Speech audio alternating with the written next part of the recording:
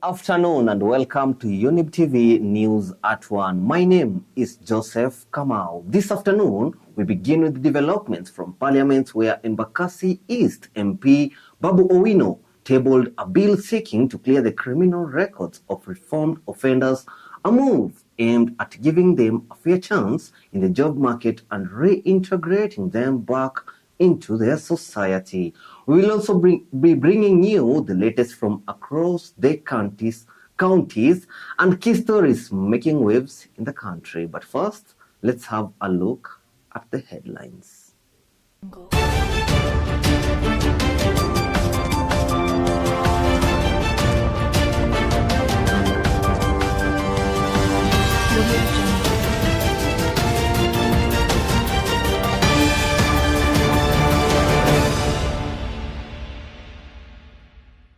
Siasa imebadilika, kwamba sasa siasa is no longer about slogans. It is now about issues.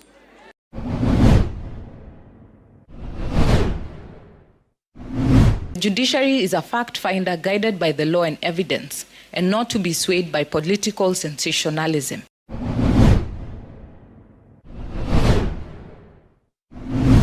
To announce to the country that his plane will land at the Jomo Kenyatta International Airport on Thursday.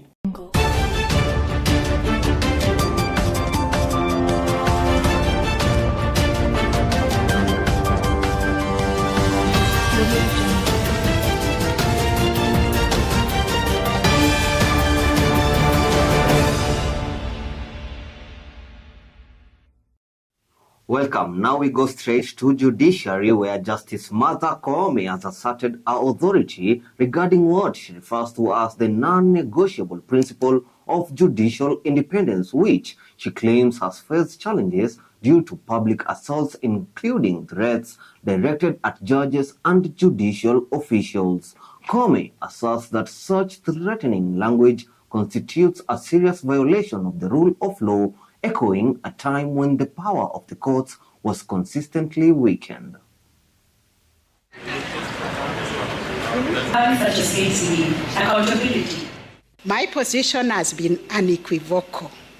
Any party aggrieved by a judicial decision, even if it is the government, the executive, they must seek redress through appeals or reviews, not through defiance or verification of judges or judicial officers. No one has the right to choose which court orders to obey and which court orders to ignore. In instances where parties have been dissatisfied with bail and board terms imposed by the magistrates, they have swiftly moved to the High Court for review of those terms, and I'm happy to say the High Court has reviewed those terms to ensure fairness and proportionality on both terms. Anticipatory bail is neither a Kenyan innovation granted on whims, nor does it amount to judicial endorsement of crime. The judiciary is a fact finder guided by the law and evidence, and not to be swayed by political sensationalism. As Chief Justice, I have declared zero tolerance for corruption. The other day we launched a call center, and I sent one of the messages to run in our mobile app is that we don't take bribes, we don't ask for facilitation, and don't bring money to the judiciary.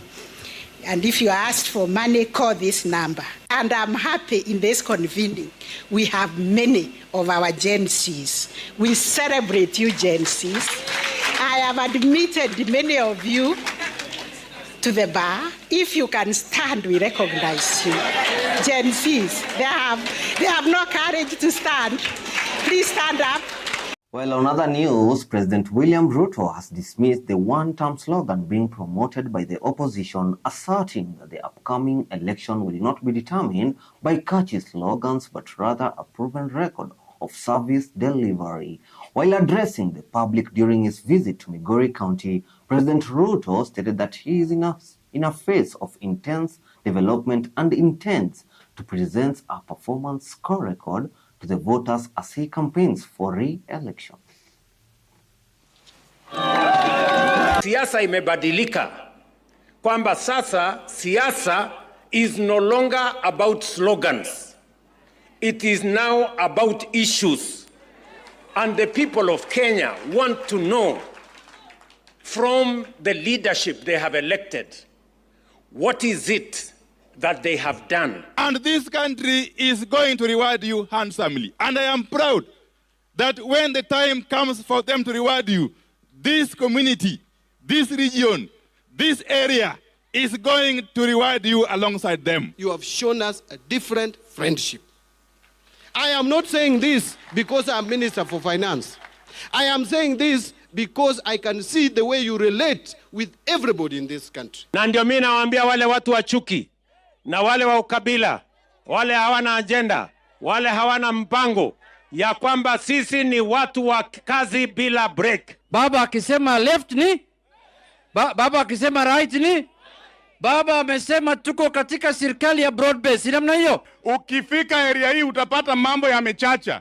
Bank iko very busy kwa sababu mheshimiwa rais watu wanalipwa pesa kila wiki. Na sasa umetuongezea ingine affordable housing, watu wameanza kazi kule. Mkulima akilete miwa yake in 1 week alipo pesa yake 1 week. Na wasipolipa in 1 week, munipatie habari. I will sort them out. Wewe umesema yako report card hapa, sisi tunafuata hiyo report card. Sisi hatufuati mtu, tunafuata report card. Kwa hivyo kama una report card, wewe unaenda nyumbani. Now, former Prime Minister Raila Odinga has reiterated his call for increased funding to the counties, urging the National Assembly to release CDF and NGAF funds. During his address at the devolution conference, the ODM leader criticized the national road agencies for allegedly hoarding resources. In response, Prime Cabinet Secretary Musalia Mudavadi emphasized the need for responsible resource management, noting that projects valued at 20 billion shillings have been delayed in the counties due to insufficient coordination among successive county administrators. The thing this system does is to pervert the role of the representative of the people and to deflect their attention from duties placed upon them by the Constitution. There's no need for somebody sitting in Nairobi called Kura who claims those roads as his roads. The same thing in Mombasa, Eldoret, Nakuru, and so on. It is unnecessary for Senate to be summoning governors to go to appear before senators in Nairobi. Only the public accounts and the public investment committees should summon not even governors, the chief executives of the county government. My colleague from Garissa usually says being a governor is like working in a landmine. You have to buy your peace at every level. I don't think that is what devolution was meant to be, Your Excellency. Valued at about 24 billion Kenya shillings, 40 unutilized projects in 10 counties amounting to about 400 million Kenya shillings. These are issues that we need to look at. Now, Deputy President Kithure Kindiki has guaranteed UDA candidates that the nominations for the forthcoming by-elections will be conducted in a free and fair manner, emphasizing that no party leader will have the authority to impose candidates. He encouraged unity among the competitors but asserted that, if necessary, the party will resort to a ballot. Kindiki also criticized the opposition, labeling them as weak and lacking direction. Usilete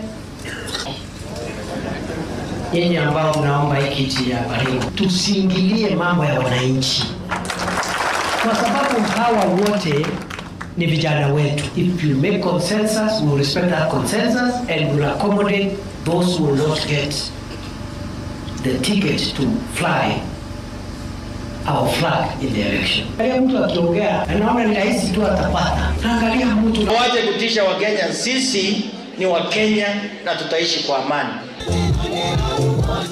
Ile maneno tulikuwa tunalipa watu fulani, akija umurushie mawe, umutusi, lazima itakuja kuisha. Majority will have their say. Minority will have their way.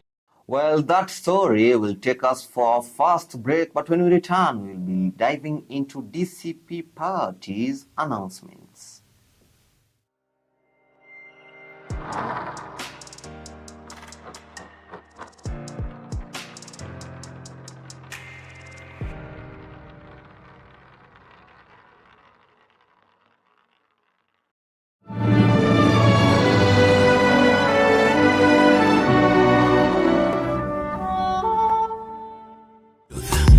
Ever the best.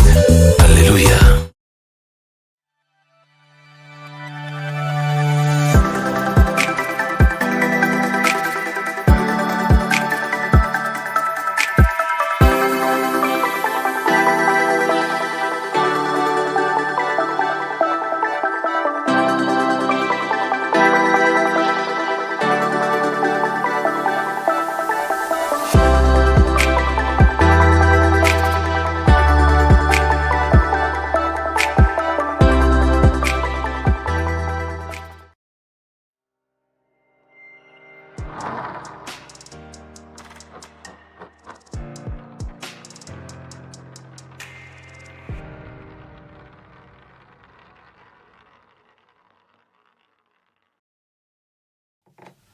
Welcome back. Remember, this is Younib TV News at 1 Bulletin. Now, the Democratic Congress Party Secretary General Cleophas Malala has announced that former Deputy President Rigathi Gachagua will return to the country on Thursday, August 21st.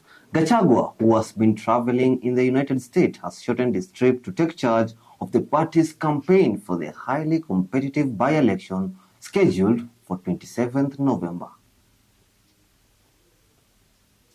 I am pleased to announce to the country that his plane will land at the Jomo Kenyatta International Airport on Thursday, 21st August 2025 at exactly 12 noon. Deputy President Kithure Kindiki and Interior Minister Kipchumba Murkomen have shamelessly issued public threats to arrest His Excellency Rigathi Gachagua upon his arrival. Intelligence reaching us points to a scheme so evil, so cowardly, that it chills the soul. Their intent is to subject our party leader to slow and silent assassination by poisoning, the very same cruel method once inflicted on the late Kenneth Matiba while in state custody. His Excellency Rigathi Gachagua, our party leader, has cut short his trip to return home and give leadership in the coming by-elections. This is a moment of reckoning. I urge all the DCP supporters and Kenyans yearning for change to turn up in large numbers at the Jomo Kenyatta International Airport to welcome our beloved party leader. Your presence is your power. Your numbers are your shield. Your unity is our victory. Now, Babu Owino, the Member of Parliament for Embakasi East, has presented a proposal in Parliament aimed at permitting the expungement of criminal records for individuals who have completed their sentences, with the exemption of cases related to capital or sexual offenses. He contends that this amendment will benefit many Kenyans, particularly those facing difficulties in securing employment due to their past criminal records. In his proposal, Owino seeks to establish a legal framework that would facilitate the removal of specific old or minor convictions from police clearance certificates. The criminal record of such persons who have served their sentences or paid the fine or both should be expunged, and they should now be clean because they have already served. save for some of the offenses. You don't need to be punished twice. You've already served, you've already cleared yourself, and you having this tag on your back might lead, Chairman, to you even committing more crimes. We cannot presume that people are rehabilitated without evidence of rehabilitation. Why don't you consider a period, say, 2 or 3 years post-sentencing or post-conviction? Or probably applying the principle of double jeopardy, we should not subject these people to double jeopardy, where you serve the sentence, then you continue being condemned even when you are outside. But serious terrorism cases can be looked into, Chairman, because that is a serious threat, save for the maandamano terrorism charges. How will that compare with what you're proposing here? Because if the exemption is not so clear, we will have people entitled to expungement not benefiting from it, because the offense they were charged with is capital, but they served only 5 years. Now, on Matter Sports, the Kenya Volleyball Federation has unveiled the final 14 players Malkia striker will use for the upcoming 2025 World Cup Championship slated for August. The announcements made earlier today in one of the hotels in Nairobi. Malkia Strikers is placed in Group C alongside Poland, Germany, and Vietnam. The team will fly out of the country to Vietnam for a couple of friendly matches against Vietnam and Spain before they depart for Thailand on August 20th in time for the World Championship.